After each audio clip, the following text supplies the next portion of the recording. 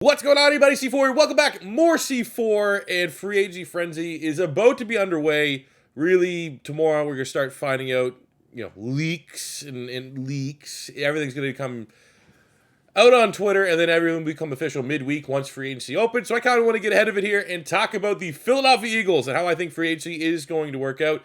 Sometimes I do like a dream free agency period. I don't necessarily want to do that because this is like uncharted territory. I have never seen an Eagles squad that is about to be as depleted as this team is going to be for free agency. And the fact that now, like on top, all the orange, I'm burning my eyeball. Usually I'm a dark mode guy, but I'm burning my eyes out so you guys can see the orange. All the orange players that are supposed to be free agents. And now you got to throw in the fact that we've let Darius Slay explore, trade opportunities and seeing, what Jalen Ramsey just went for from the Rams to the Dolphins makes you feel pretty bad about what we could get in return for Darius Slay. So let's talk about the free agents that are leaving. Up here we have Zach Pascal.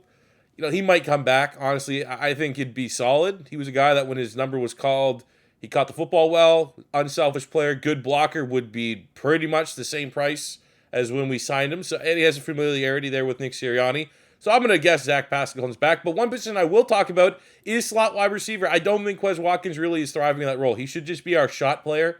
Have him be wide receiver 4. Have him still, obviously you still want to utilize his speed. He is the fastest wide receiver on the roster. But, I just, inconsistent hands.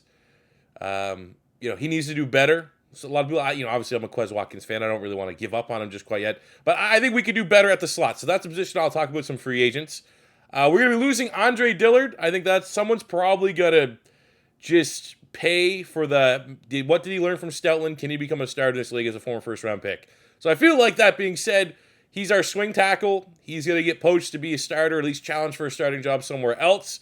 My replacement for that right away is I think we just go Jack Driscoll as a swing tackle. I think Driscoll's a serviceable offensive lineman. He's affordable. And I think as a swing tackle plus his versatility, I'm not overly worried about it. Now, Jason Kelce, we will talk about as a question mark for this little video. I'm assuming he's coming back, so I'm not going to be looking for a replacement at center this year.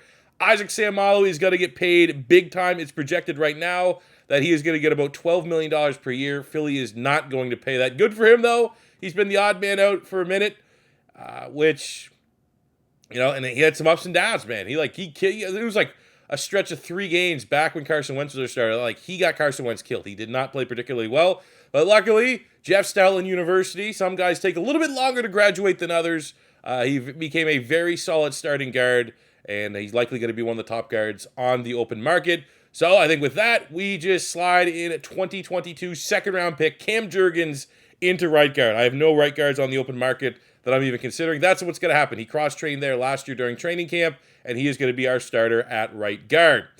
Backup quarterback, Minshew is going to go. I mean, we could bring Minshew back, but I think, most of the fan base kind of liked Minshew Mania and then soured on him after he had to fill in for Jalen Hurts this year. It wasn't the best, so we will look at other options at backup quarterback, though I will say a decent backup quarterback is going to be really expensive, and given the Philadelphia Eagles cap situation, I don't want to throw $5-6 million at a backup quarterback on top of extending Jalen Hurts. I truly do believe that the option is drafting a young developmental quarterback. And I feel like not only is it just better from the salary cap standpoint, Brian Johnson has worked wonder with Jalen Hurts. And if Howie Roseman wants to be this quarterback factory, getting a veteran that's likely at his ceiling doesn't really fit that mantra. I'd much rather grab a quarterback on day 3 of the draft, someone that Brian Johnson can work as a project and is going to be affordable on a rookie deal. Like I've talked about it before, DTR from UCLA would be an awesome player in that role. Then again, he might have improved his draft stock enough at the combine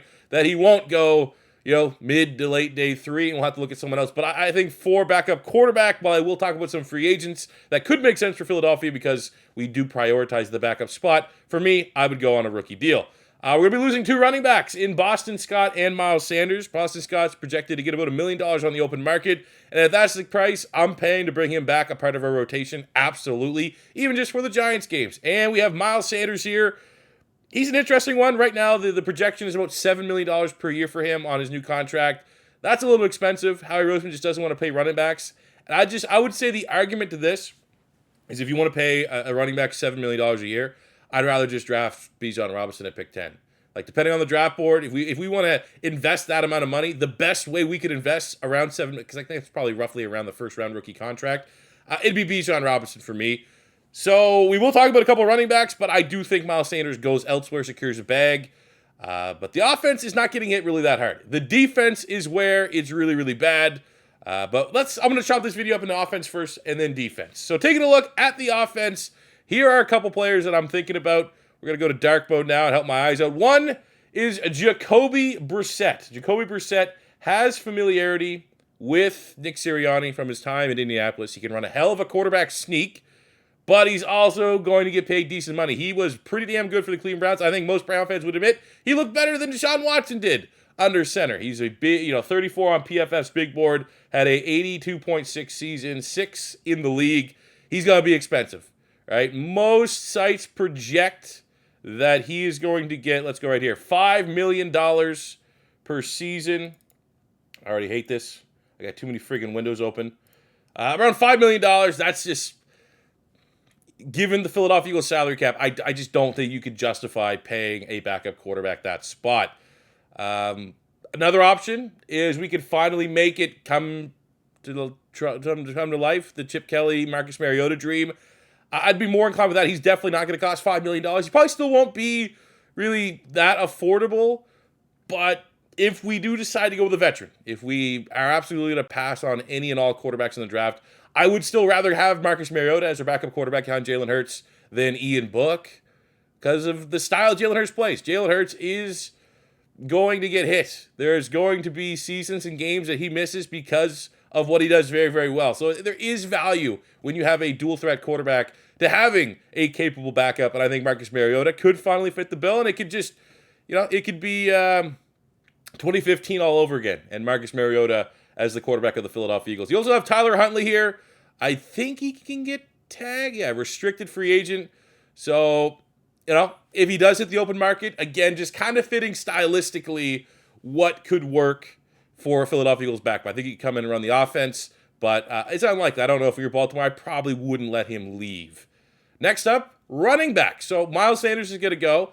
I think at $1 million, which is the projected cap for Boston Scott, I would bring him back. But even with just that, we'd have Boston Scott and Kenny Gainwell in the backfield. I still think you could explore adding another running back. And I got two that are pretty interesting. One is Rashad Penny, 27 years old, signed basically a 1-year prove-it deal for about $5 million with the Seahawks.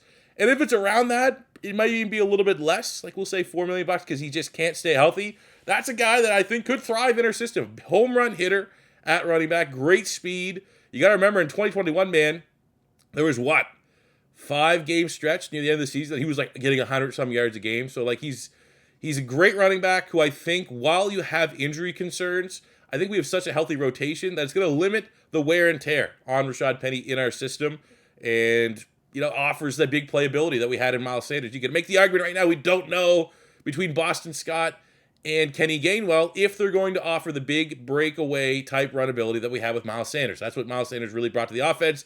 On any given run, he could bust it for 30, 35, 40 yards, if not take it all the way to the house. I don't know if those two guys have that for sure in their wheelhouse, but someone like Rashad Penny could come into that committee backfield. And like I said, $4 million, $5 million. We'll call it split in the middle, 4.5. I think that could be very interesting for the Philadelphia Eagles. Another flyer could be James Robinson. This one here, he's projected to get around that, $3.8 million. You are kind of paying for what he was before his injury. You're going to be a little bit concerned. After the Jags traded him to the Jets, he never really sniffed the field for the Jets, and that was after Breece Hall went down. That's kind of two teams giving up on him.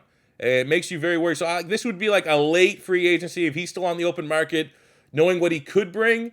I'd be interested because it adds a power dimension that we don't really have in the backfield. I'm all about complementary backfields, and I think James Robinson could be a guy that I would be interested in. But I think ultimately, if you want to spend money at running back, draft one. Draft Bijan Robinson if that's really the priority of the team. If Howie Roseman says, I want to value running back enough that I'm considering paying $6, $7, $8, $9 million for these top guys, the Kareem Hunts, bringing back Miles Sanders, the David Montgomerys on the open market. I would honestly, if that's your thinking, I'd just get Bijan Robinson and then have an S-tier elite top 5 talent running back on a rookie contract for the next 5 seasons.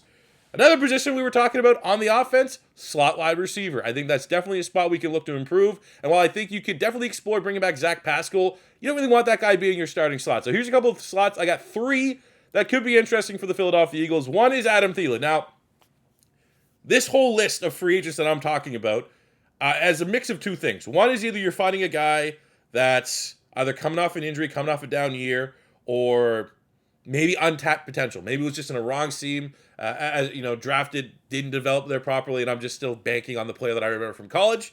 2 is Philadelphia is still likely going to be the favorites, if not the second favorite in the NFC next year. So we are going to be able to have an opportunity to get some of these veterans that want to try to chase the Super Bowl. And that kind of fits the mold here of Adam Thielen, who has transitioned to a slot wide receiver role for the Minnesota Vikings. And I think he could absolutely be a guy. If he wants to come chase a ring, I would not have any issue whatsoever going with him in the slot. Another veteran wide receiver that could play very well in the slot is Jarvis Landry, who I'm actually surprised is only 30 years old. Signed a 1-year, $3 million deal with the Saints. Very affordable, tough player, can run block. Fits, I think, would be an excellent safety net. Would be an excellent slot wide receiver. A veteran presence, great in the locker room. So that would be a guy that I really would like Philadelphia to potentially consider. I do think he would fit very nicely in our offense. If we want to go someone a little bit more younger that has connections to our coach, I'm looking at Paris Campbell. Had a little bit of a breakout last season in the slot for the Colts. Had a couple big games here and there. Projected to only get $2.5 million. You get the athleticism that you have with Quez Watkins. Maybe something a little bit more refined in the slot there out of Paris Campbell. Gadget-type player as well, even though I'm completely over gadget plays between Chip Kelly and Doug Peterson, and the fact that it doesn't work 85% of the time, but you still get that in Paris Campbell. And someone that definitely knows a lot about Paris Campbell is Nick Sirianni from his time at Indianapolis. So he would be very much in line with what we thought for Zach Pascal. We thought Zach Pascal leaving the Colts was almost automatic that he'd come to Philadelphia. I think in that same breath, you can consider this year, it might be Paris Campbell that is definitely on our boards. So that is really it for the offense, man. I think you could go veteran quarterback. While I would draft one, I think it's just more financially responsible. Center, Jason Kelce runs it back. At guard, Cam Jurgens. You got to get that second round pick on the field when you have limited cap space. You don't have the luxury to redshirt him for 2 seasons. Slot, again, Paris Campbell if you want someone younger, or we get some veterans that might be trying to chase a ring in Jarvis Landry and Adam Thielen. At running back, I think Boston Scott, Rashad Penny, James Robinson kick the tires there potentially. But if you want to spend, and there's definitely going to be fans, people that are watching this video that want to spend at running back, it's Bijan for me. So that is the offense. Those are all the different spots. I mean, tight end, maybe they want to explore a backup behind Dallas Goedert. But I think much like backup quarterback, that's something that I would rather spend, cheap draft pick. Cheap draft pick for those depth guys. So moving on, let's look at the defense here. This is where it gets bad. I know this video is already going on too long. We're going to be losing some guys. We re-signed Brandon Graham, 1 year, $6 million. Given the production we got out of him last year, that's an absolute steal. Fletcher Cox and Javon Hargrave, they're gone. After seeing Deron Payne get $90 million, Fletcher Cox is going to get paid, I'm going to guess, a lot more than what we would offer by maybe the Cleveland Browns to reunite with Jim Schwartz. Javon Hargrave is one of the top free agents. He's gone. He's going to get $20 million per year. That's what it's projected. And then obviously, Ndamukong Suh and Linval Joseph are hired on as mercenaries, not massive losses. And what I'm kind of penciling in here for defensive tackle is Jordan Davis is going to be D-tackle 1. He's a first-round pick for a reason. He got eased into things last year. He is going to have to start. He's going to have to be an impact playmaker. I have defensive tackle 2 as our interior pass rusher. That needs to be Milton Williams. We need to trust the development of Milton Williams. Undersized, 280, 290. He's clearly the Javon Hargrave-style defensive tackle on this defensive line. I think Jordan Davis and Milton Williams has to be kind of penciled in as D-tackle 1, D-tackle 2. I would not... I don't really know the value. This is not talking about the draft because I want to focus on free agency. I would not rule out Philly going early at defensive tackle in the draft, depending on who's there at pick 10, who's there at pick 31, who's there in the second round. They could all be defensive tackle options. I would not be against that, but I think you pencil in the depth chart Jordan Davis, Milton Williams, and you trust the development. I think Marlon Tuipulotu is very good as a run defender, so I think he's going to be able to pencil in one of the Linval Joseph, Ndamukong Suh. You throw him in on rundowns. Your cover for Jordan Davis as our primary run stuffer. So I'm not overly concerned about defensive tackle. I did have two players I would maybe identify as potential depth signings, but we'll get to that when we do. Edge rusher, after re-signing Brandon Graham, consider you also throw in Hassan Riddick as a pass rusher. We have Riddick, Sweat, and Brandon Graham. I would not be spending big-time assets, and also you get a healthy Derek Barnett coming back.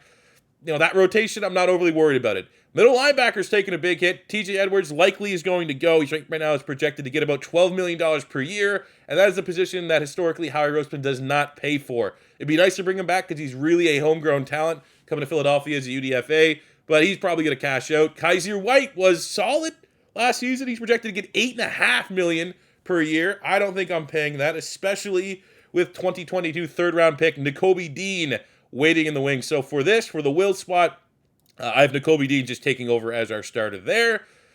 We're not going to entertain the trade of Darius Slay right now. I don't even want to think about that. We have so many holes on the defense. It's Slay. We're keeping Slay. But James Bradbury's going. He's projected to get around $15 million per year. A report came out today that he's at least going to come back to Philadelphia to see if they'll match whatever he gets on the open market, which, hey, kudos to you. I don't think we're going to pay it. I think the strategy here is obviously maybe the draft, top 10 pick, whoever's there, getting there's a lot of depth at corner this year. So between first, second, third round, getting a corner that can compete for a starting job, that would be ideal. But I also have a couple corners that could fit the mold of pulling James Bradbury. And same with Javon Hargrave. These are guys that weren't necessarily top-tier signings for the Philadelphia Eagles when it happened. They were optimistic signings, but they weren't breaking the bank, and they ended up panning out because Howie Roseman identified that these are the guys who are the right fits. And I feel like the same could be said for finding James Bradbury's replacement. Find a guy that has talent, maybe who's in the wrong scheme, and will thrive here in Philadelphia. They could even be a veteran. It doesn't need to be a guy that's 24, 25, 26 and coming out the rookie contract. It could be 28-year-old, 29-year-old that we just signed to a one-year deal, and then they cash out yet again. That is not a strategy of a failing team to just constantly get one-year guys that maximize their potential and maximize what they can bring to your defense, and then they leave. It might not be the best for longevity, might not be the best for stability, but you can still get by doing that, and I think that's what they'll consider. And then we're also projected to lose both of our starting safeties. Marcus Epps, a free safety, but for this, I'm just kind of plugging and playing Reed Blankenship as a starter. I thought he looked very well, serviceable when he had to replace Chauncey Gardner-Johnson. Great tackler. Best tackling safety on this team. Obviously can work a little bit on his coverage ability, but I think that's pretty much in line with what we got with Marcus Epps anyways. So I think Blankenship will go there, but replacing Chauncey Gardner-Johnson is going to be very difficult. He would be the guy that I would want to keep, even though the PFF nerds don't grade Chauncey Gardner-Johnson super well. I think he was like a 66 grade. I think fits what we want in our players. I think his versatility makes him that much more valuable because he can play free safety, strong safety. He can play nickel. When Avonte Maddox was out, that's where we put him. Had a lot of production last season, and he's just and he has his best football ahead of him. Who knows if this what he put last year, 6 picks, was his ceiling? Who knows if that's just the beginning? The upside is also there with Chauncey Gardner-Johnson, but he's projected to get around $13 million per year on the open market. Personally, I would pay that. Out of all the guys on the defensive side of the ball, I think Chauncey Gardner-Johnson, James Bradbury, TJ Edwards would be the 3 reasonable ones because there's no way we can afford Javon Hargrave. He's gone. Thanks for everything you did. Go get $20 million. So that being said, here are the free agents that I would target on the defensive side of the ball. We got to start with some defensive tackles, some value defensive tackle. I don't really want to spend a whole lot of money at defensive tackle because of Milton Williams, because of Jordan Davis. Those need to be 1 year too. So you're going to be talking more of a rotational guy. I'd say someone like Matt Ioannidis went to Temple, interior pass rusher. I think he'd be a rotational guy, and I think right now you're looking for depth behind Matt. Depth behind Milton Williams, the interior pass rusher, because I think between Jordan Davis and Marlon Tuipulotu, those are your 2 run stuffers, primary run stuffers. Who can go behind Milton Williams and be that interior pass rusher? I think someone like Matt Ioannidis could fill that role. Signed a 1 year, $9.5 million deal with Carolina. He's a guy that I'm just assuming he's going to get a lot less. Like this would be something that if you're getting $4 million, $5 million, something like that, I would consider it. Another player that I think could be going on the radar a little bit younger, is Teair Tart, formerly of the Tennessee Titans. I thought last season, looking at his stats here, hit the quarterback a whole lot. I think he had 9 quarterback hits, 7, 8, 9 quarterback hits. So he's a decent interior pass rusher as well. Could be a little bit under the radar. No one really has a projected what his contract would be. So I would say, that could be a guy that's $3, $4, $5 million, somewhere in that range. but a nice interior defensive lineman. Linebacker, that is going to be a spot that I think TJ Edwards is gone. So if we're going to spend a little bit of money, I think potentially adding a veteran could be a lot of value to Philadelphia. We have Lavonte David at 33 years old. Is he going to want to go to the highest bidder, or is he want to go to somewhere that he has another chance to win a Super Bowl? If that's the case, even you could throw down here Bobby Wagner could kind of fit that mold a little bit. But I think coming off the insane season, Bobby Wagner, he's got to be probably in line more so with what TJ Edwards would get. So I think Lavonte David's going to be a couple mil cheaper than TJ Edwards. You're only going to get him likely on a 1 or 2 year deal. But I think what he would bring to the defense would be ridiculous. I think him, the veteran, pairing with Nakobe Dean, primarily in nickel, would be awesome. He would be one of my top targets. He would be a short-term solution that I'd be perfectly fine with Philadelphia paying. Another guy in the same mold is Eric Kendricks. Maybe his brother, Michael, said some good things about Philadelphia. 31 years old, was a cap casualty from the Minnesota Vikings, so not really sure what his contract would go for, but I'm going to say it's probably in the same as Lavonte. You might get as low as $8 million. It's probably going to be that $8 to $9 million per year, but the exact same thing. Veteran, great in coverage still.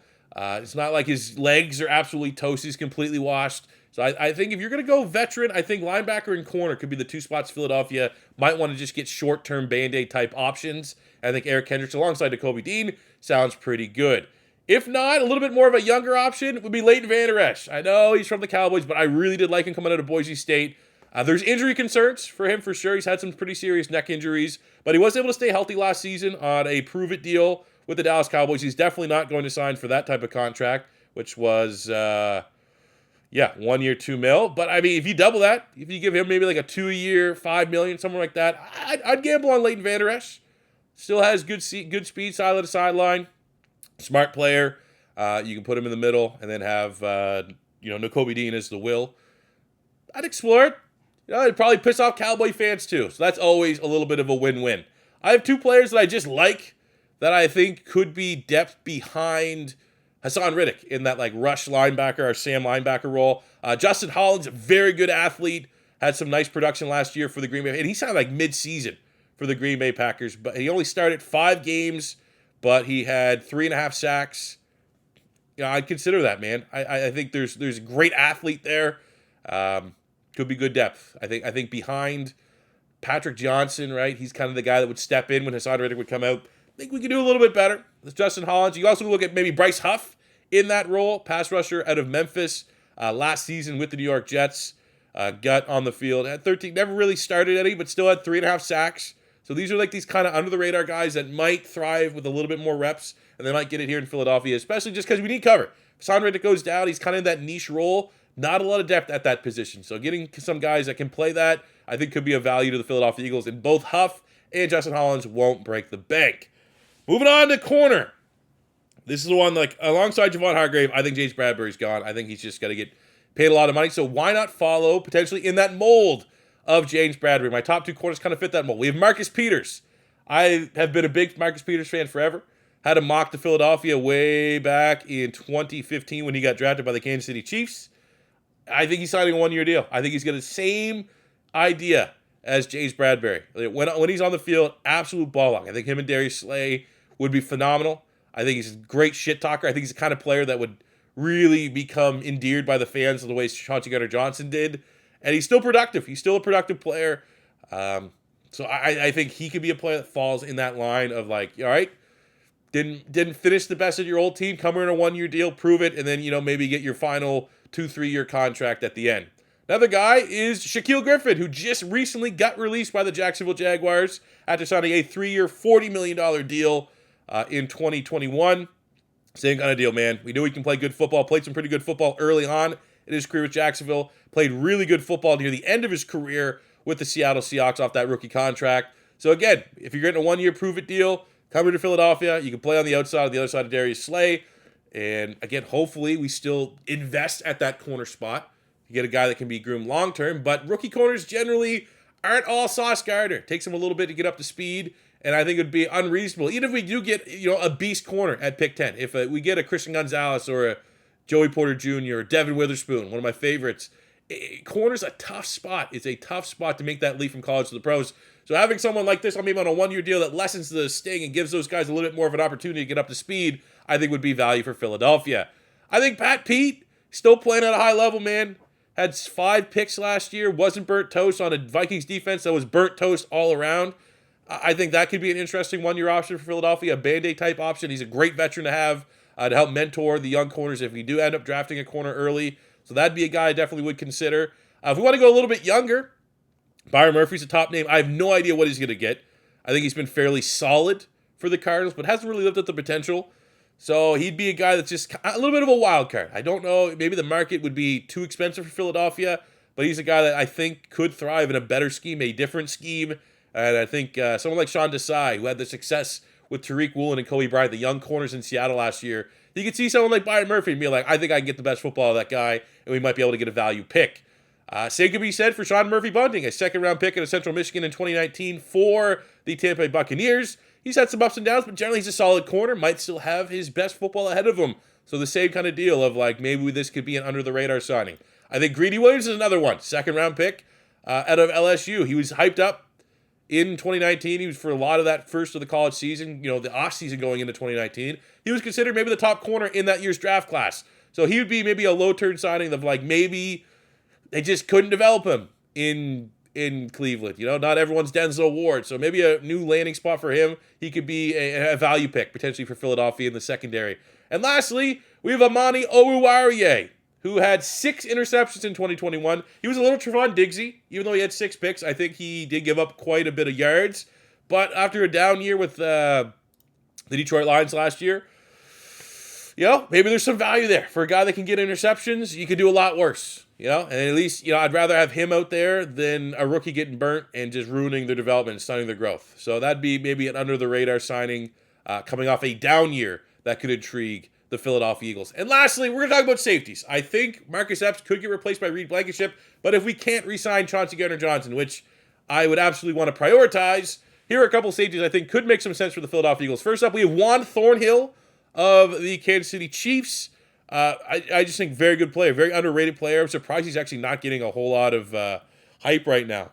Like he doesn't usually on Spot Rack they talk about like projected contracts of the top guys. He doesn't even make that. So he'd be a guy that I don't know. Is he underrated right now? He can get turnovers. He's solid. I've never really heard Chiefs fans complain about him or not.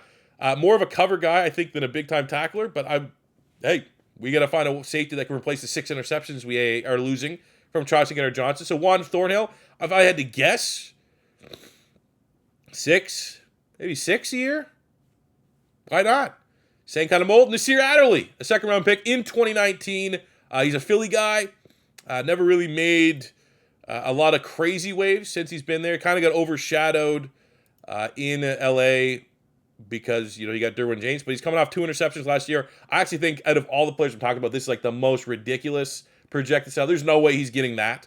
But he would be a guy that I would consider, that could thrive in a brand new scheme. We have Ryan Neal, who was originally a UDFA of the Philadelphia Eagles. He's 27 years old. He was a PFF darling. He got like in the 80s of PFF. So maybe he won't be super underrated, but I think he's another safety that could provide some value for the Philadelphia Eagles, and more so the connection with Sean Desai from the Seattle Seahawks coming over. Like I think that's something we need to keep an eye on. I think some of these maybe Seahawks that might hit the open market, they could be top targets for Philadelphia.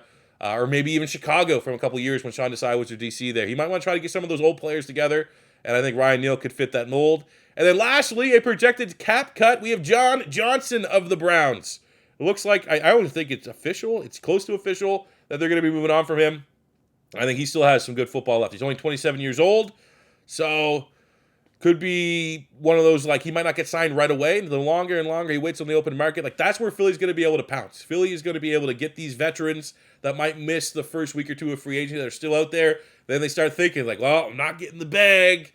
Maybe we get a 1-year deal and go to a contender. Like, that's where I think Philadelphia really is going to thrive. I would say John Johnson kind of fits that mold. But I think overall, kind of my thoughts on free agency is we're not going to be big spenders. We're not going to be the team on Monday and Tuesday and Wednesday that are going to be announcing big-time deals. If it is, it's going to be re-signing a Bradbury, re-signing a Chauncey Gardner-Johnson, which would be awesome. I think where Philly's going to do damage is kind of like what we did last year. It's like, we got James Bradbury late after he got released by the New York Giants. I feel like those are going to be the kind of signings that Philly's going to have to make this year. And I think we are going to make it. I think that Howie Roseman saw that was the path to success. It's going to be a little bit more difficult this year because we're going to have that money and the big-time contract for Jalen Hurts. But I think that is I want to stress patience for everybody. Might not be the best for the second channel because I won't be able to make reaction videos to Philadelphia Eagles signings, but patience. Stress the patience. I think eventually, when all is said and done, it will make sense for the Philadelphia Eagles.